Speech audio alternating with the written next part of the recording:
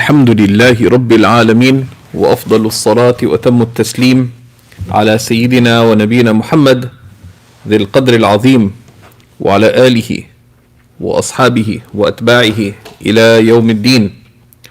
اللهم فقهنا في الدين وعلمنا التأويل وألهمنا رشدنا يا رب العالمين. Alhamdulillah. In our lessons on Maraqi al-Falah, Sharh Nur al-Idah of Imam Ash-Shrumbulali rahimahullah ta'ala, we are in the final part of the chapter on Tayammum. And there's a number of remaining investigations. So we had looked in the previous lesson at when one has to look for water and when should one wait for water if it has been promised, and some of the criteria related to it. And these are matters that people get confused about sometimes. And now we're going to be looking at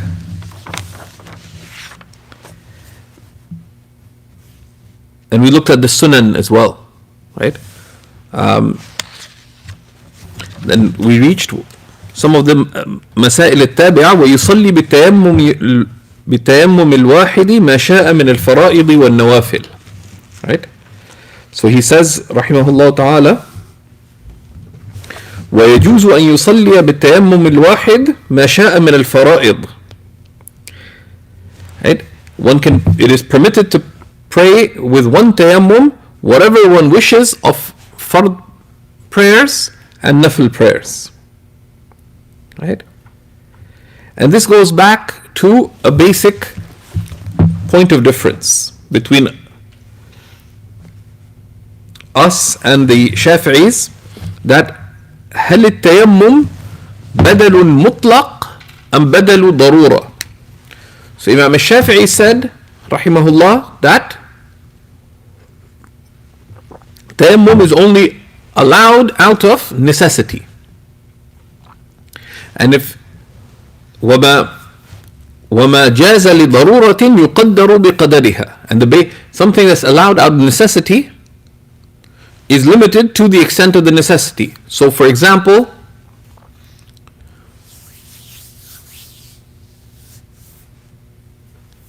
when can you wipe over a bandage? As long as you have a wound. If the wound's gone, khalas, it's gone. So why are you performing tayammum?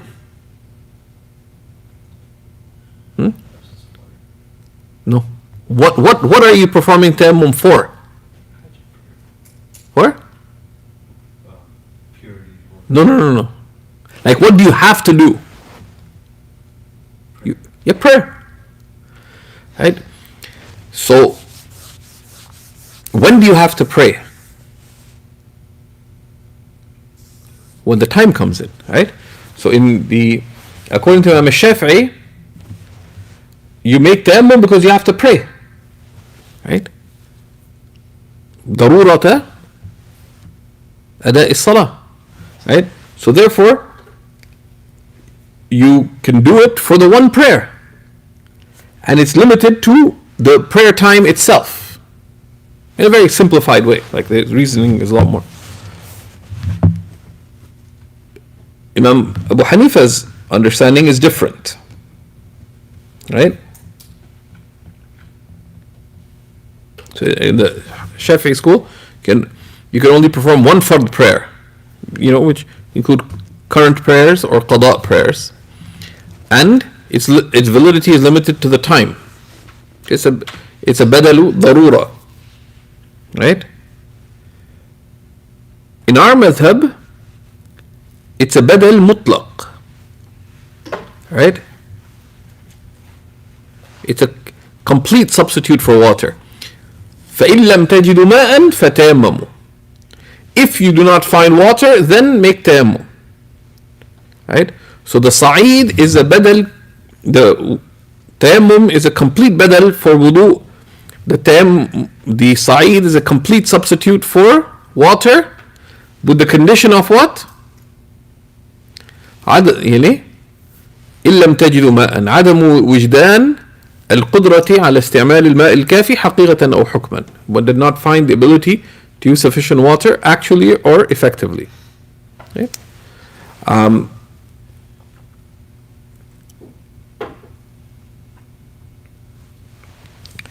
He says in the commentary كالوضوء, right? Just like wudu is. للأمر به, because of the command for it. Right? للأمر به. And this, he leaves it a little bit broad, right? للأمر به, because Allah subhanahu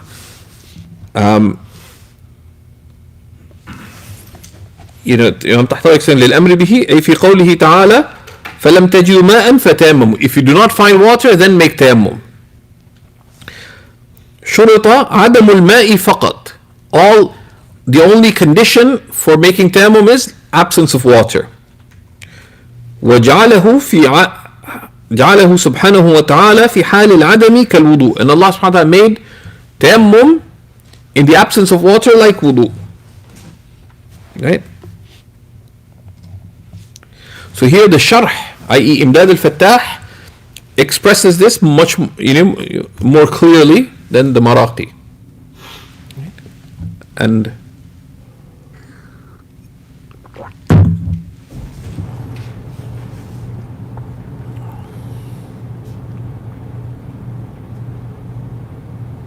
right? So this, you should unpack it, this expression here, للأمر به, you should unpack it from al-Tahtawi, right? That Allah subhanahu wa ta'ala has made, and just look at what I read from there from Tahtawi, right? So he says, وَلِقَوْلِهِ صلى الله عليه وسلم, because of the words of the Prophet صلى الله عليه وسلم, التراب طهور المسلم ولو إلى 10 حجج. Right? Turab, soil is purity for the believer, even for the duration of 10 pilgrimages, meaning 10 years. There's one pilgrimage a year. ما لم يجد الماء, as long as one does not find water.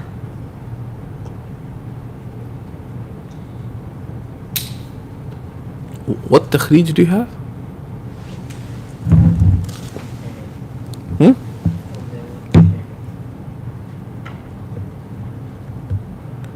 Did it mention the wording? What does it say in?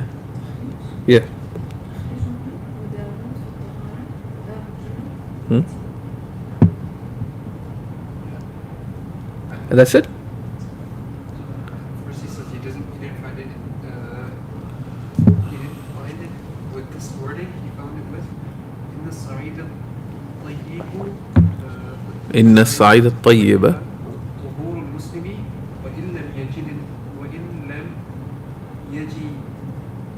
وإن لم يجد الماء. يجد الماء 10 سنين فإذا وجد الماء فليمسه بشرطه فإن ذلك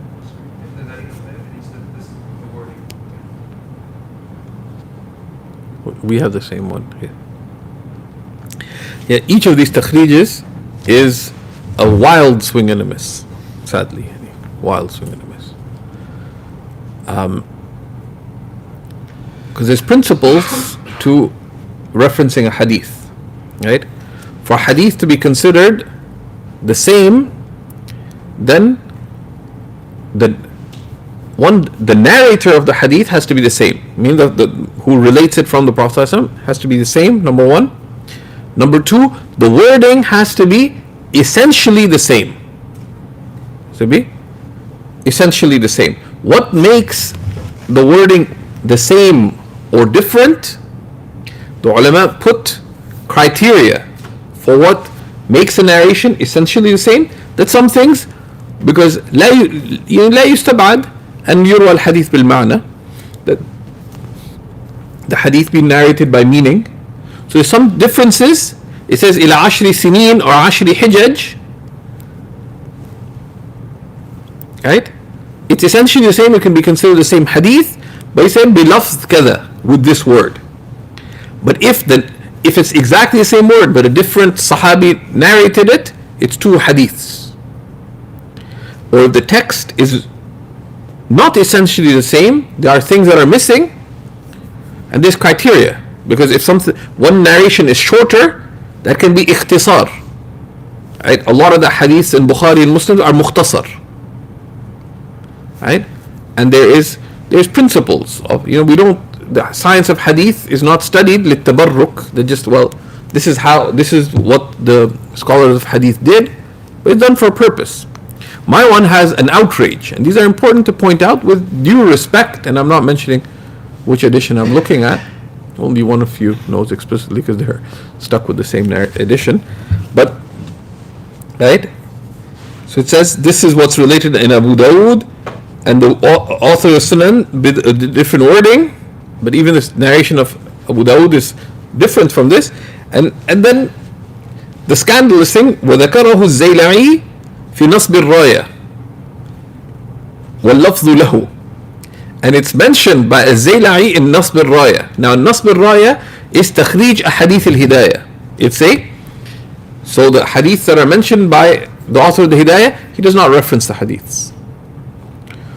So the greatest of those who came after and referenced the hadiths as a standalone work was Imam al-Zayla'i.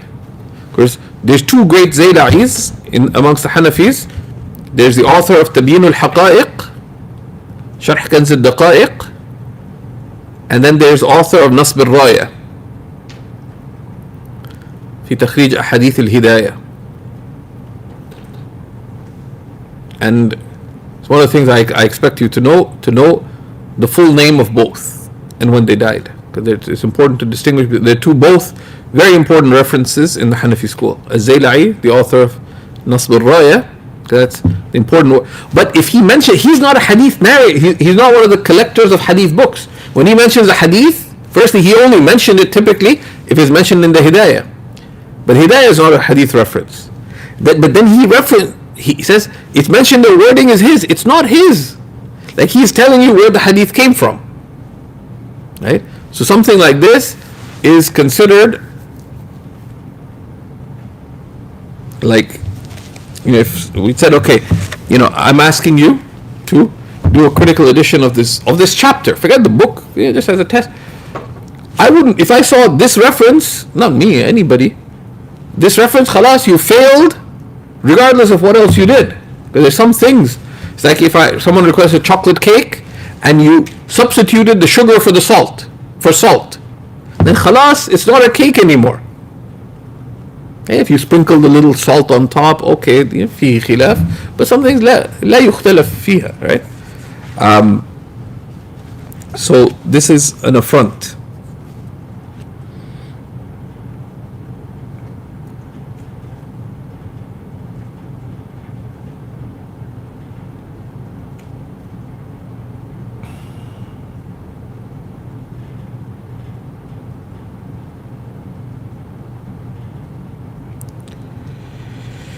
But then there's a khilaf of Imam Shafi. What do you do with the khilaf?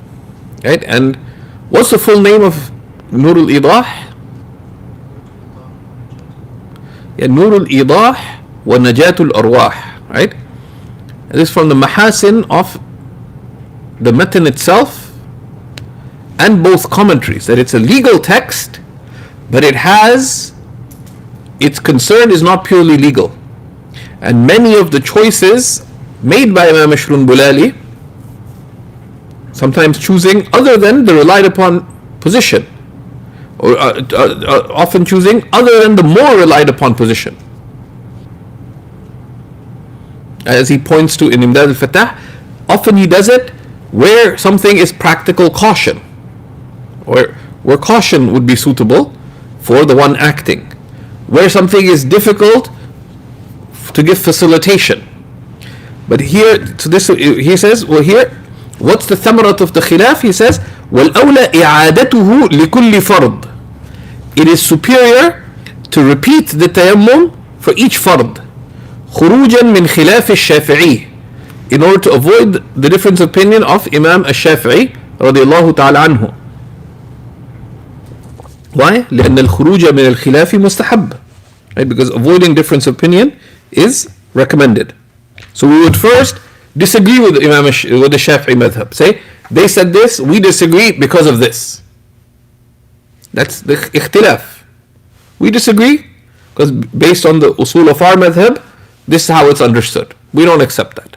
But it's the beauty of the ikhtilaf. But we act in a way that avoids the difference of opinion. Right?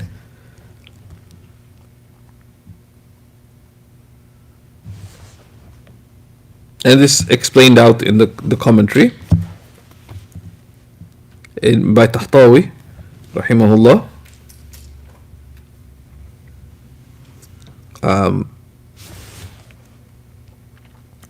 ويصلي بالتيمم الواحد ما شاء من النوافل, and one can pray with one tayammum whatever one wishes of nafil prayers, اتفاقا, by agreement. Right? Now, the same issue. In our madhab, it's a badal mutlaq, it's a complete substitute. Given that, ويصح تقديمه على الوقت, it is valid to perform it before the time. Right? So Sidi Farid decided to go cycling to Ottawa with permission and everything. So he's cycling, but then he saw a little family of tortoises crossing the road. Tried to avoid them, he slipped, hurt his knee, so his knee started bleeding, lost his wudu of course. As a result, 11 a.m. Dhuhr is 1:30, let's say.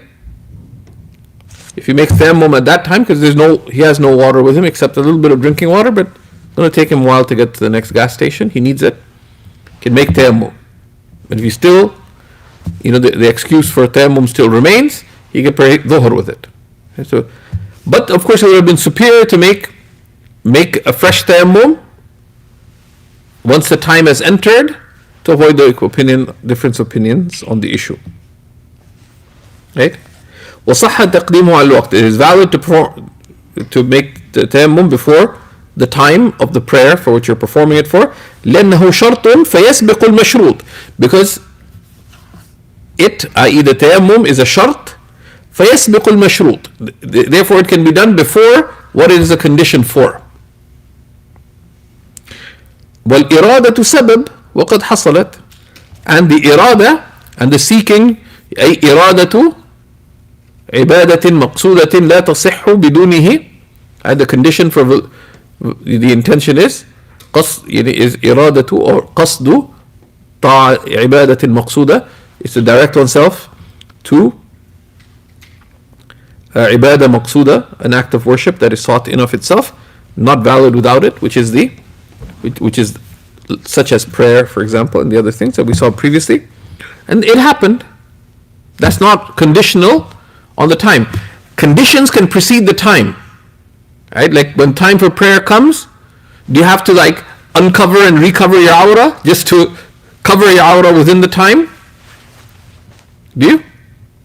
Imagine, that'd be a really weird thing, right? Imagine if if you're sitting facing the Qibla, imagine if you'd have to do a spin around to say, I'm now facing the Qibla. If you're already facing the Qibla, you don't have to reface the Qibla. Right? This applies to all the conditions. And we'll see when we come to the prayer, what is the ruling of the takbir, the tahrima? It's a shart. It's a shart, it's not a rukn. And given that it's a shart, so you could perform the takbir before the time. But if you do anything of the arkan of the prayer within the time, outside the time, it would break your prayer, because then you're not performing that prayer. Don't do that. It would be makruh tahriman to do so. And doing it deliberately would be sinful. Do you actually have to even be facing the qibla while giving the tahrima? That's something that's discussed. Of course, something you can do, you don't have to face it, because, what do you have to face the qibla with? Just the chest. Someone asked Shaykh Amjad that. So he says, if you're facing the qibla, you can be looking at someone and say, Allahu Akbar. Then he turns his head and he prayed 2 rak'ahs. Just totally randomly. The person was in shock. Because just to demonstrate, and the guy never forgot, right? I was just standing there observing. Okay. وَلَوْ كَانَ. Now, so that's the issue related to time. Right? So in our madhab, it's a badal mutlaq. In the Shafi'i madhab, it's a badal darura. Right? And it's a complete substitute. Therefore, you can pray as many prayers, and it remains as long as nothing happens to invalidate it. Alhamdulillah. Then, what if one is injured? And the context for this rule is that the asala of ma, the originality of using water, is very central in the Shafi'i school. Of course, Imam Shafi'i came after the Hanafis, but we're just illustrating the difference post facto. So therefore, if you can wash some of the limbs in the Shafi'i school, basically in the Shafi'i school, you can join between wudu and tayammum within the same act of tahara. Right? Because if you're able to wash some things, you must wash those. But not according to the Hanafi school, because لا يجمع بين البدل والمبدل. One cannot join between the original thing, the mubdal, and the badal, and the substitute in one act in the Sharia. So what does one do? We'll see. In this, when it comes to wudu, what counts? In wudu, there's a principle, and it applies also to al-ma' al-musta'mal, that in wudu, في الوضوء كل عضو في الوضوء يعتبر كل عضو على حدة. In wudu, each limb is considered separately, related to many rulings, related to ma' al-musta'mal, related to how much of your body is injured. You consider each limb separately. So therefore, the number of limbs that are sahih or jarih, sound or injured. In ghusl, the whole body is considered as though one limb. Right? And one of it is it's mafhum from the Quran, right? The command for wudu is wash A plus B plus C plus D. So you consider each separately. What's the command in ghusl? فَطَّهَّرُوا. Wash yourselves completely. So your entirety is one object of washing. Here you wash A plus B plus C plus D. Wash and wipe. Right? Wash A plus B plus C, wipe D. So each are considered, there's separation. In ghusl, the command is فَطَّهَّرُوا. Make complete ittihar, complete purification of you.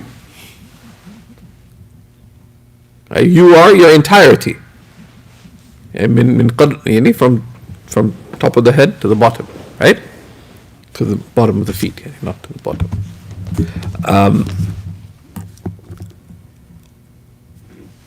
So what happens if you're injured? He tells us, وَلَوْ كَانَ أَكْثَرُ الْبَدَنِ جَرِيحًا تَيَمَّمْ. If most of one's body is wounded, one performs tayammum. وَالْكَثْرَةُ تُعْتَبَرُ مِنْ حَيْثُ عَدَدُ الْأَعْضَاءِ فِي الْمُخْتَارِ. يعني في الوضوء. يعني من حيث عدد الأعضاء, this is في الوضوء. Right? This is if most of the body is injured, one performs tayammum, and the number is considered in terms of the number of limbs in wudu fil mukhtar, in the chosen opinion. And there's a few other opinions, you can find them discussed in. Right? And here in the expression, you can see Imam Tahtawi details out that this is in wudu, not in ghusl. So he gives an example, right? The fa here is an illustrative fa. فإذا كان بالرأس والوجه واليدين جراحة ولو قلت وليس بالرجلين جراحة تيمم. If one's head and one's face and one's arms are wounded, even a little bit, but the feet don't have wounds, one performs tayammum. Of course, jiraha, what kind of jiraha? مانعة من الغسل. Right? A jiraha meaning that prevents washing, right? Which would be a wound that would be a udhrun mubih. That wound would be aggravated, or the healing would be delayed. This is darar or haraj. Right? There's darar or haraj. Haraj, there'd be undue pain. Okay? ضرر مثل الألم الذي لا يتحمل مثله عادة.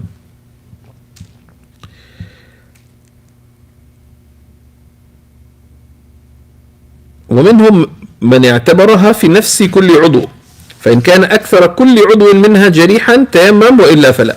And the others who considered each limb. So if most of each limb is wounded, one does tayammum, otherwise not. And this is a weaker opinion. And would, if you took it literally, it could cause hardship. أو كان نصفه أي نصف البدن جريحا تيمم. And if exactly half the body is wounded in wudu in terms of number of limbs, one performs tayammum. في الأصح. يعني للاحتياط, out of caution.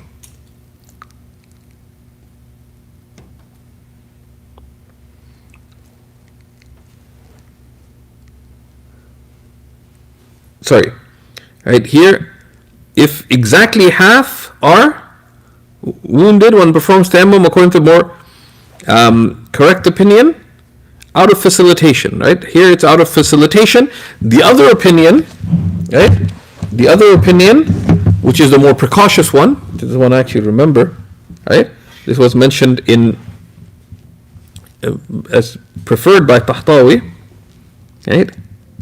Because there's two tasheehs, right? So this is one opinion. The other opinion, Imam al-Tahtawi quotes it. وَقِيلَ يَغْسِلُ الصَّحِيحُ وَيَمْسَحْ الْجَرِيحُ. So if exactly half the limbs, how many limbs are there? Face, 2 arms, head, 2 feet, right? So there's six limbs, right? So if 3 are wounded and 3 are sound, one opinion says, khalas, you have sufficient excuse. Right? And the consideration of taysir.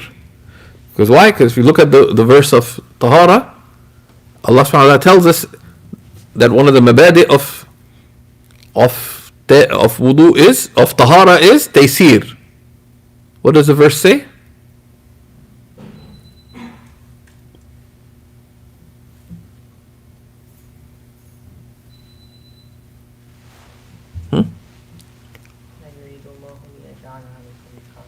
لا يريد الله ليجعل عليكم من حرج ولكن يريد أن يطهركم. Allah does not wish to place any hardship upon you, right? So there's the mabna of taysir. So you can grab one of the chairs, inshallah. Allah does not wish to place hardship on you. Right? So in this matter, someone's got 3 limbs wounded, مبدأ التيسير that applies to Tahara from the verse of Tahara would entail, so then if you have sufficient excuse, make. But the other is that however, you can, as long as you can still make wudu, and the thing is considered bil akthar. Problem is when it's 50-50, right? So قيل يغسل الصحيح ويمسح الجريح. This was chosen in the al-Muhit. It's also chosen in the Khaniya. The Khaniya, Fatawa Qadi Khan. And al-Bahr says that لا يخفى أنه أحوط. It's clear that this is more cautious. فكان أولى. So it's superior. And then Tahtawi quotes Imam Shurumbulali from his حاشية on the Durar of Mullah Khusro. والحاصل أن التصحيح اختلف. And the summary is that there's 2 opinions on this. You have 2 validated opinions. Right? So there's leeway to take the position mentioned by Imam Shurumbulali that if 50% of the limbs are injured, because there's 6 limbs, 3 and 3, and 3 are sound, then you can make tayammum. Okay. وَلَوْ جُنُبًا. The same thing if exactly half the body is sound and half is wounded.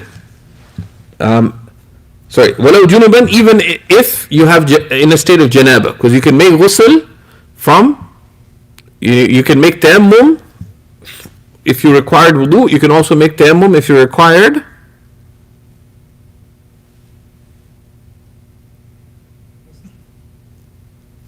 ghusl. If half the body is clean and half is wounded and half is pure, you can just wash what you can. So in this opinion, you can just make tayammum. 50% of the body is wounded, you can make tayammum. Right? لأن أحدا لم يقل بغسل ما بين كل جدريتين. Because no one says that you have to wash the areas between 2 sets of wounds. Right? وإن كان أكثره صحيحا غسله. And if most of one's body, either by number of limbs or by the body itself, between wudu and ghusl, are sound, then one washes it. أي الصحيح. ومسح الجريح. And one wipes the wounded area. Right? So you wash what you can, and what you can't wash, you wipe. بمروره على الجسد. Right? By passing a wet hand over the body. وإن لم يستطع فعلى خرقة. And if one cannot wipe the wounded area, then one can wipe over a khirqa, like some kind, like a bandage. Right? A khirqa is that which is wrapped around something. So upon a bandage that is on it. وإن ضره أي وإن ضره المسح. But if the wiping, whether directly on the skin or on the bandage, would hurt one, تركه. One would leave it. Because التكليف بقدر الوسع. Because ability is only to the extent, responsibility is only to the extent of ability.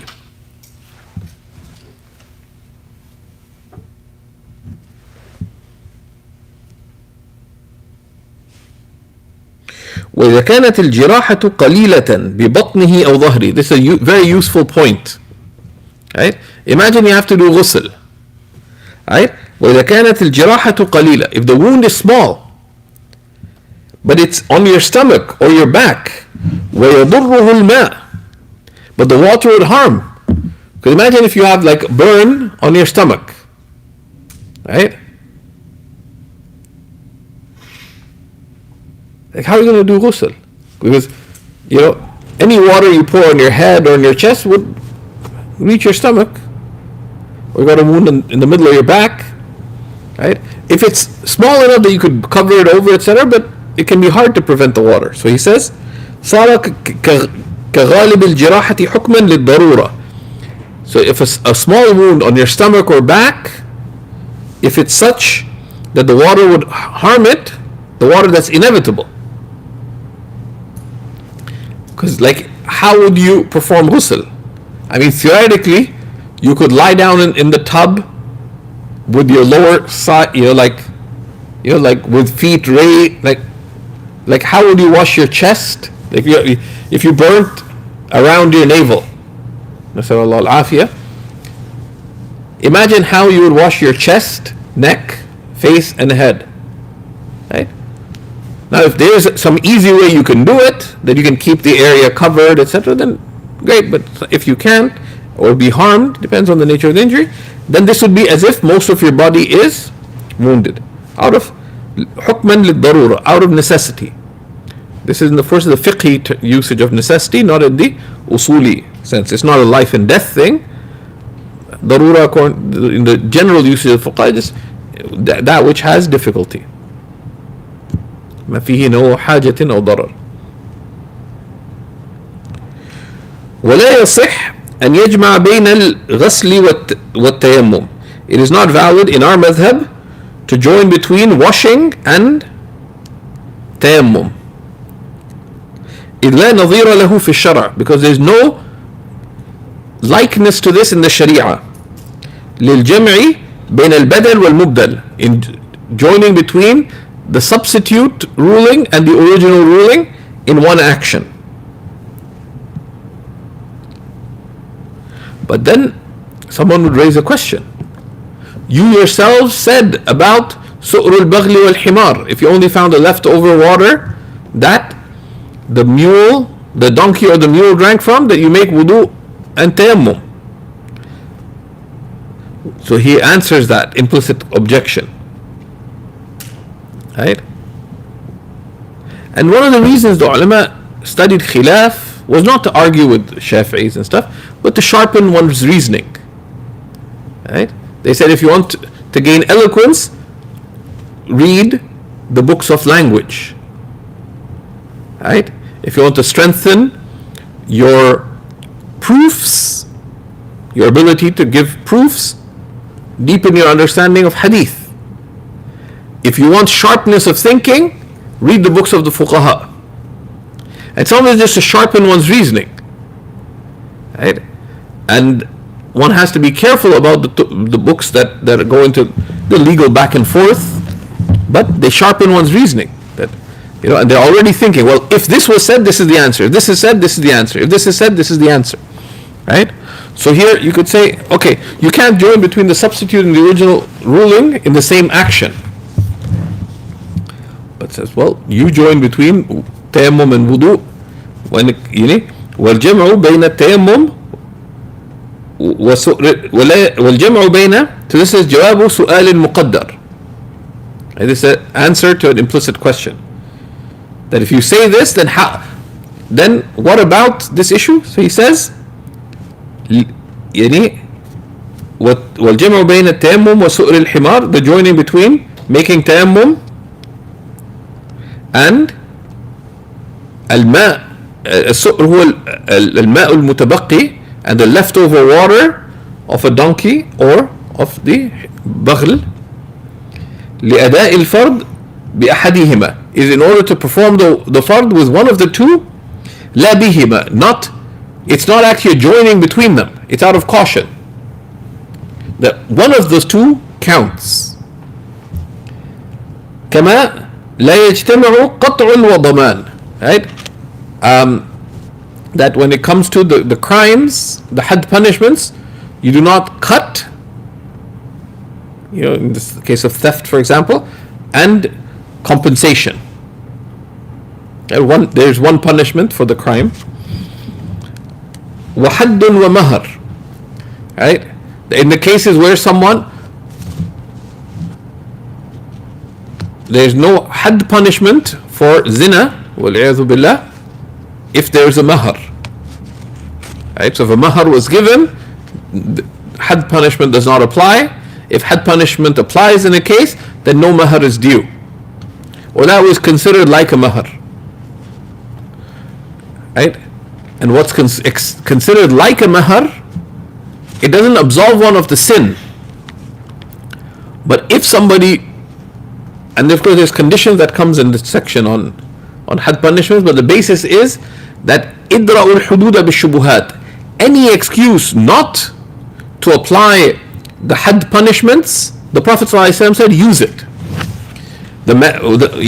When the Sahabi came, radiallahu ta'ala anhu, admitting to committing zina himself,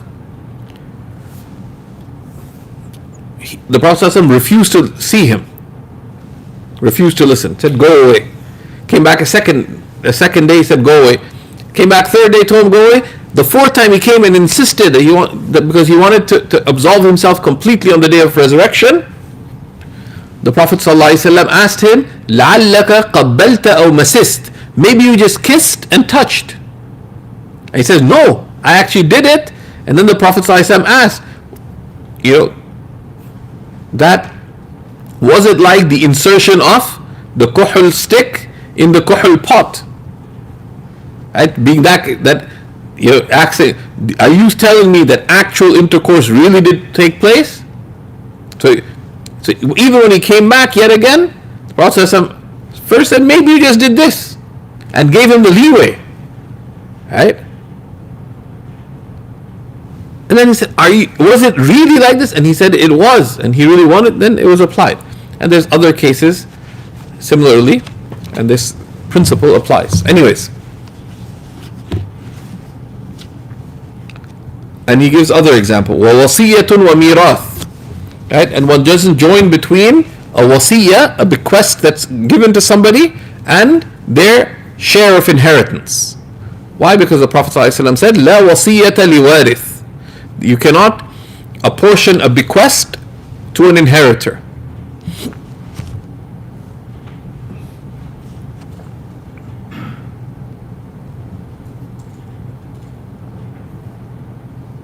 إلى غير ذلك من المعدودات هنا. And to other such examples that one does not join between, these are all examples that in the Shara one does not join between the badal and the mubdal, between the substitute and the original ruling. مهمة, an important point. نظمها الإمام ابن الشحنة رحمه الله بقوله, right?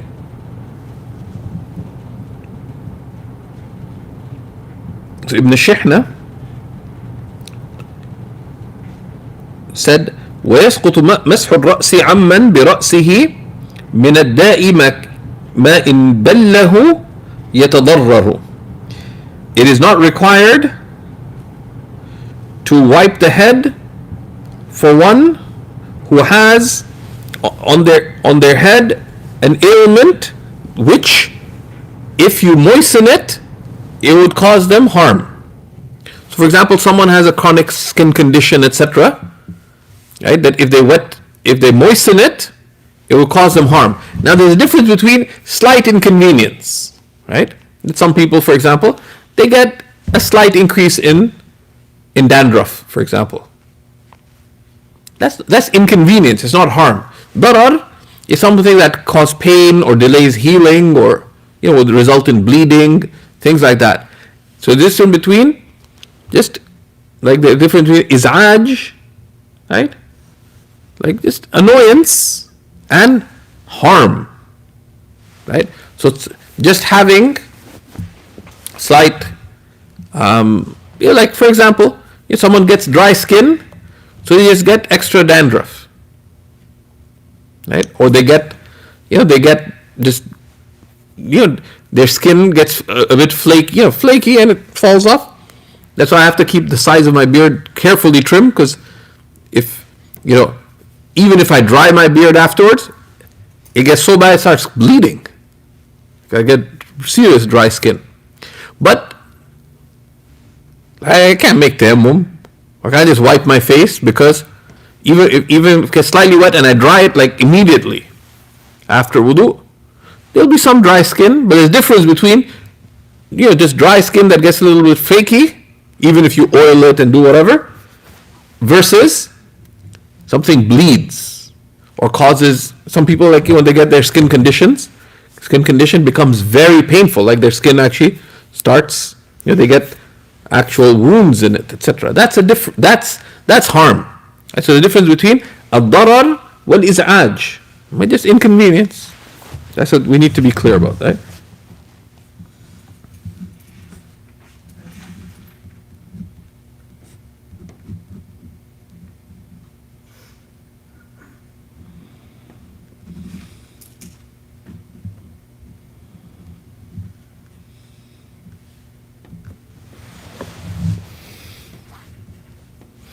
وبه أفتى قارئ الهداية, and this was the fatwa given by قارئ الهداية, Sirajuddin Qari al-Hidayah, who was one of the major teachers of Al-Kamal ibn al-Humam. He is known as Qari al-Hidayah because he was arguably the senior most Hanafi of his age, but he taught the Hidayah so much, the Hidayah fil Marghinain, that he just became known as Qari al-Hidayah. He didn't actually write a commentary that became famous on it, but his student is like his commentary, right? Ibn al-Humam.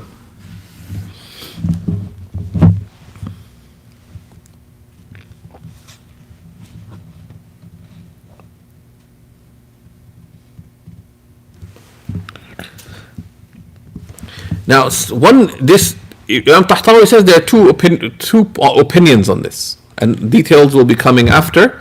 One is that in washing, one washes, the default, like your arm. If you can wash the area, you must. If you can't, because of a wound, then you wash what you can. You wipe the wound with a wetted hand. Can't wipe the wound itself. You wipe a bandage on the wound.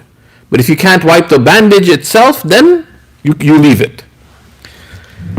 Well, what about just the wiping itself? So Tahtawi says that here, if you can't wipe the area itself, this would appear that khalas, you don't have to wipe over something on it. That's one opinion. The other is, if you can't wipe on it, then if you can wipe over la khirqa, something you put on it, then you must do so. If not, then you can leave it. That's more cautious. Then Imam Shurbullahi says, كذا يسقط غسله في الجنابة والحيض والنفاس للمساواة في العذر. And likewise, one would not have to wash an area that you'd be harmed from if you wet, like on your head, in ghusl from janaba or hayd or nifas, because of the presence of the shared presence of an excuse. Then he tells us about the things that invalidate tayammum, right?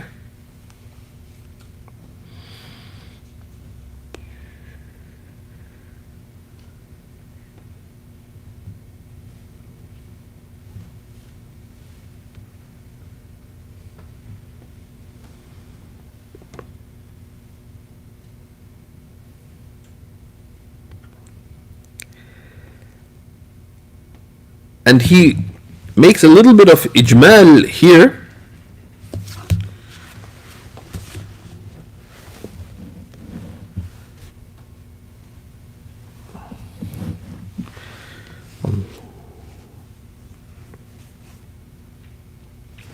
So he says, rahimahullah ta'ala, وَيَنْقُضُهُ نَاقِضُ الْوُضُوء وَالْقُدْرَةُ عَلَى اسْتِعْمَالِ الْمَاءِ الْكَافِي. That's it, right?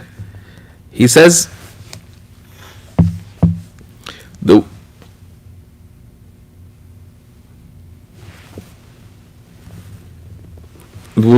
وينقضه أي ينقض التيمم ناقض الوضوء.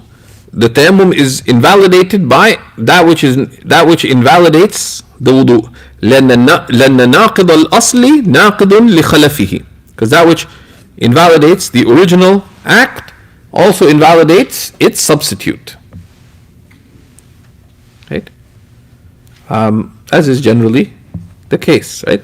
And the Hanafis looked extensively at the relationship between issues, and this is a principle that applies across fiqh, right? Because a shari' hakim, right? Because the lawgiver is wise.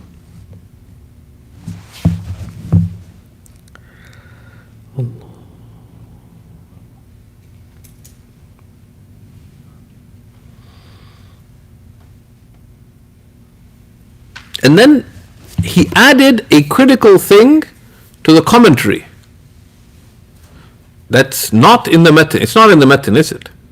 Right? Now, if Imam Shurunbulali had been writing the matan after the dust settled, he probably would have, wallahu alam, included this in the matan. Right? And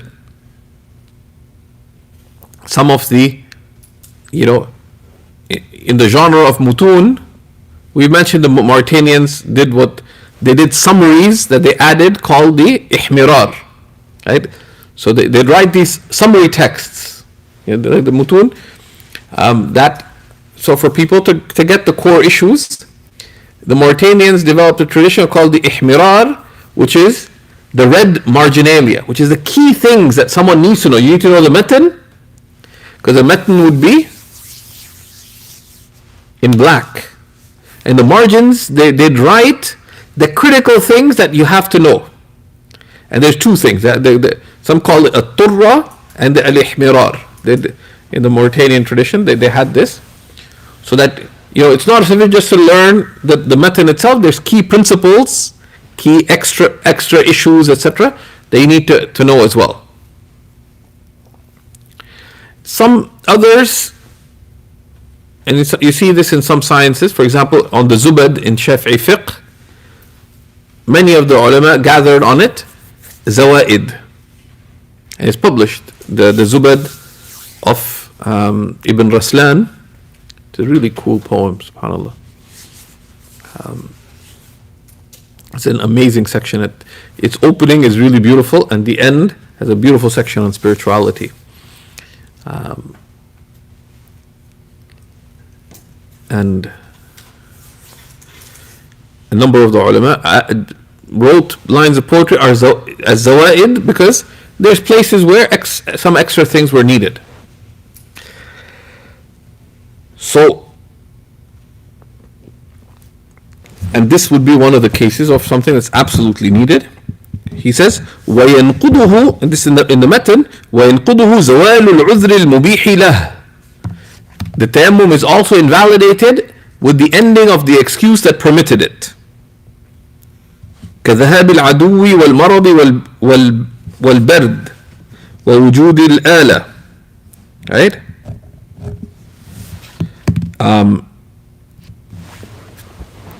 Such as if the enemy left and you made wudu because of the presence of an enemy that you feared, so that if you went to the water, the enemy would attack. Right? So let's say Sidi Hamza declared that he is royalty. We didn't realize that the king, the local king, would object. So him and his tribe of students, because he started a Bani Talaba, right? And he said, I'm the king of the Bani Talaba. So they're hiding in the woods. They're studying under the shade of the trees, of the forest. But now they need water. So the king's troops encircle all the watering holes. So you can make tayammum, right? Because you're afraid of harm. But if the enemy goes, the excuse goes. Now where could this become an issue? If multiple excuses arise. So after the shock of being under siege for so long, King Khan decides to retire. He said, guys, I need a 3-month break. I can't teach you guys right now. I'm going to my old friend, Mullah Zain. Okay, so you go to Mullah Zain realizes that Uncle Khan needs to go on a trip to relax. So you go on a trip, and King Khan got sick on the trip.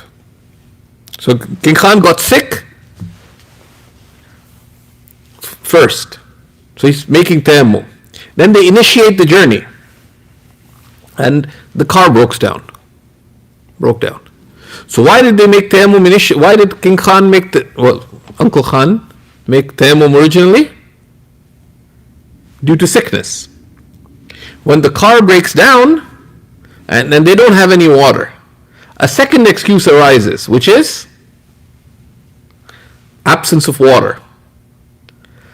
But then they decide to look for the water. Suddenly King Khan feels better. Is he sick anymore? No. But a second excuse exists, which is not having water. Can he continue to to pray with the tayammum that he originally made with? No. Because the tayammum is built upon an excuse. Right? So this is something people frequently make a mistake on, right? So if you had an excuse and you make a tayammum, your tayammum is built on that excuse. After that, after you made the tayammum, if another excuse arose, or a third, or four, you can have four excuses. But the original excuse for which you made tayammum goes, that tayammum is invalidated. But if other excuses exist, you can make another tayammum. So وَيَنْقُضُهُ زَوَالُ الْعُذْرِ الْمُبِيحِ لَهُ. It is invalidated with the permitting excuse ending. And this is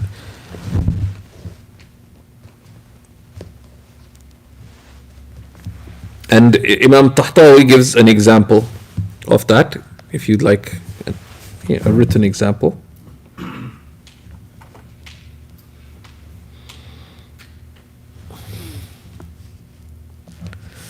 And the reason for this, it's nicely explained by Imam Tahtawi, is that the invalidator of the tayammum says وَعْلَمْ أَنَّ النَّاقِضَ فِي الْحَقِيقَةِ الْحَدَثُ السَّابِقِ, is that the thing that is the invalidator is, in reality, is the original ritual impurity that took place. But now but there's a criticism, an implicit criticism, that if you are writing a complete matan, how could you omit something this important? That's an implicit criticism. I'd be very interested to see. There must have been some debate or back and forth or questions as to why he didn't include it in the matan, particularly if you do a comprehensive matan. جمعت فيه ما تفرق من مسائل المطولات. What is that in the matan or no? What does he say in the matan?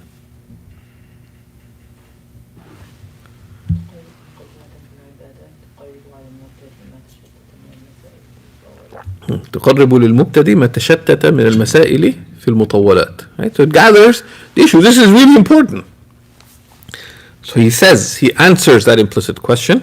وقد شمل هذا قوله رحمه الله وينقضه القدرة على استعمال الماء الكافي. It is invalidated, the term was invalidated by the ability to use sufficient water. But this is بطريق الإشارة. But this is يعني والأصل في الحدود البيان. But the answer would be, but the basis in limits is to be explicit about them. So the tayammum is also invalidated when you're able to use sufficient water. Right? So if there's water but it's not enough, someone gives you half a glass of water,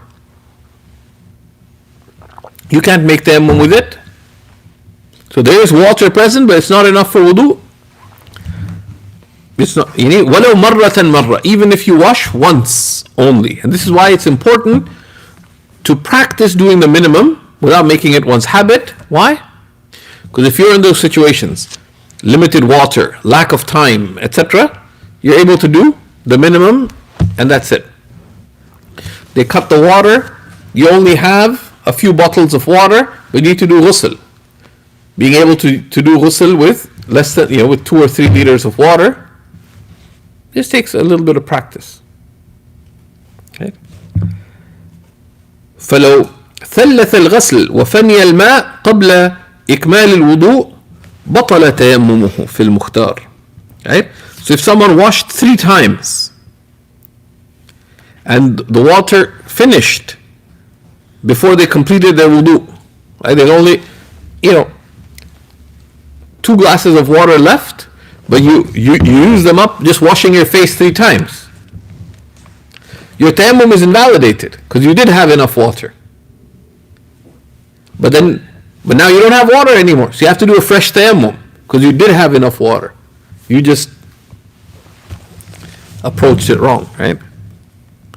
في المختار لانتهاء طهورية التراب بالحديث, because the purifying nature of the turab, of the dust, or the sa'id, the topsoil, ends with the presence of water, as the hadith that was mentioned before, the one we grumbled about its poor referencing,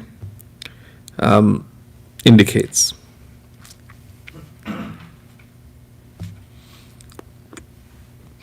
Then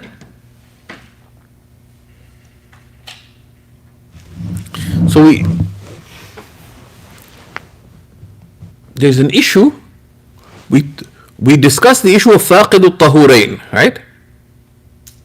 The one who is not able to use water nor dust. What do they do? What's it in Arabic? We said that's not the relied upon position, right? Yeah, right.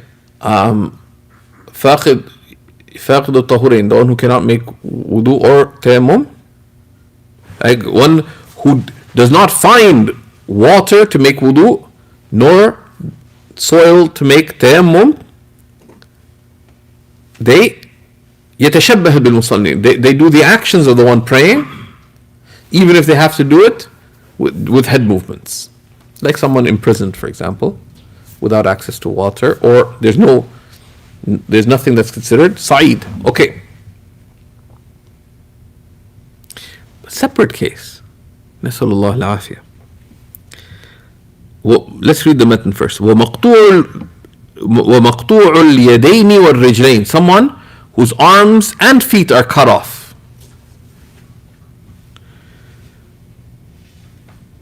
إذا كان بوجهه جراحة, and their face is wounded.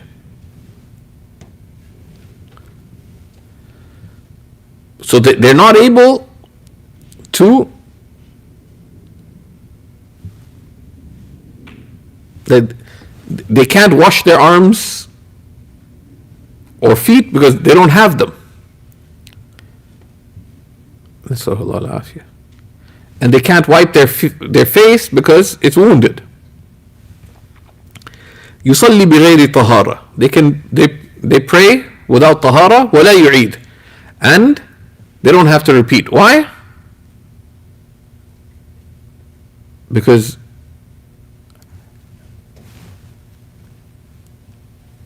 let's see what Imam Shurmurali explains.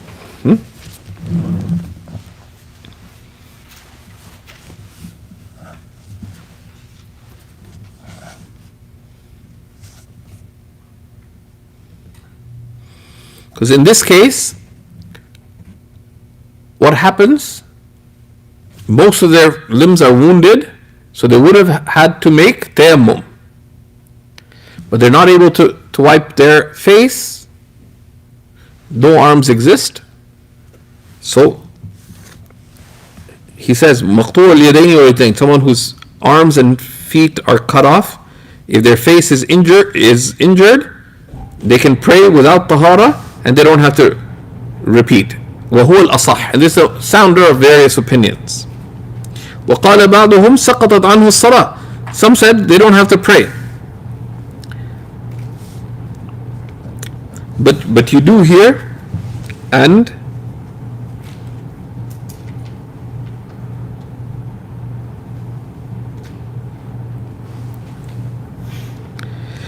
So the thing is, here, they're presumably, in itself, they have access to either water or dust. This is not like faqid al-tahurain, but they just simply don't have the instrument of wiping, right? Which is the hand, right?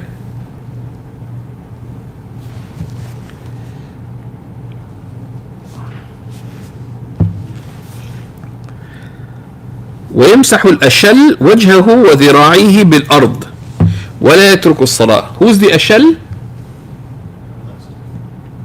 Yeah. So the one who, well, paralyzed is very specific. Someone who does not have the ability to use their arms. Right? So generally paralyzed, but it could be for, temporary paralysis, whatever. But someone who does not have the ability to use their arms, what do? Right? They wipe their face and arms with the earth, but do not leave the prayer.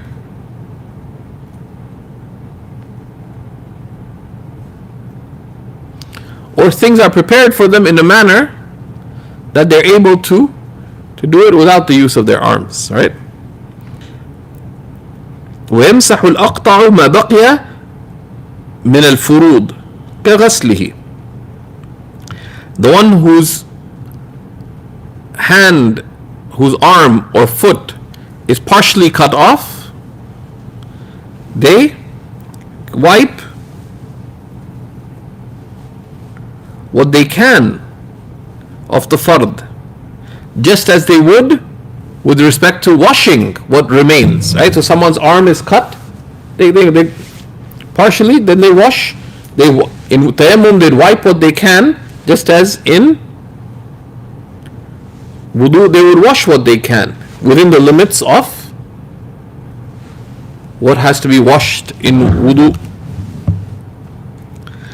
ويسقطان بتجاوز القطع محل الفرض. But if the cutting goes beyond the area of the fard, so the arm was cut above the elbow, or the foot was cut above the ankles, then there's nothing left to wash. You don't have to wash the tip, because if the tip's beyond the limit, then it does not have to be washed. Then he says باب المسح على الخفين, wiping over khufs.